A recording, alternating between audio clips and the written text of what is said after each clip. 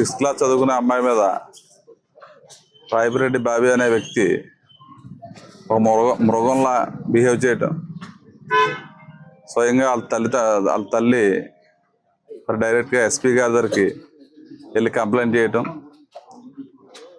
తక్షణమే ఈరోజు ఉదయం అతను టేకప్ చేయటం జరిగింది.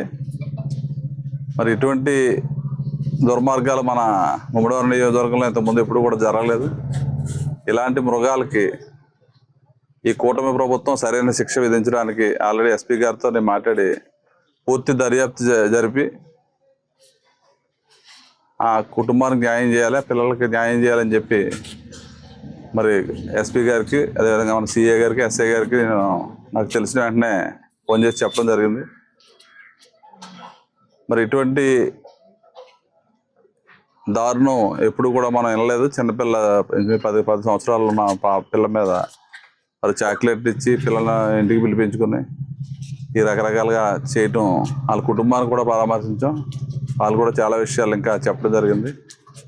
తప్పనిసరిగా ప్రభుత్వం పొద్దునిచ్చిద్దో ఇటువంటి వారికి ఏ విధమైన శిక్ష పడాలో ఆ విధమైన శిక్ష వేయించే బాధ్యత మేము తీసుకుంటాం. అదేవిధంగా కుటుంబానికి కూడా భర్త పోయి చాలా ఇబ్బందుల్లో ఉన్న కుటుంబం మరి రోజు మరి తాళ్ళు హెడ్లెస్కి వెళ్ళి ఏదైతే రొయ్యలు తలకాయలు తీసుకుని బతుకుతాం అని చెప్పి ఆవిడ చెప్పడం జరిగింది. ఆ అమ్మాయికి ఒక అమ్మాయి ఒక అబ్బాయి. మరి తప్పనిసరిగా కూటమి ప్రభుత్వం ముఖ్యమంత్రి గారి దృష్టి కూడా తీసుకెళ్ళి ఆ కుటుంబానికి ఇప్పుడు ఇల్లు కానీ సైట్ కానీ లేదని కూడా చెప్పారు. వాళ్ళు చెప్పిన విషయాలు ఇంకా చాలా విషయాలు చెప్పారు. తప్పనిసరిగా అన్నీ కూడా పోలీస్ డిపార్ట్మెంట్కి ఆదేశాలు ఇచ్చి పూర్తి లోతుగా దర్యాప్తు చేసి దానికి తగిన శిక్ష వేయించే బాధ్యత ఈ కుటుంబ ప్రభుత్వం తీసుకుంటుంది.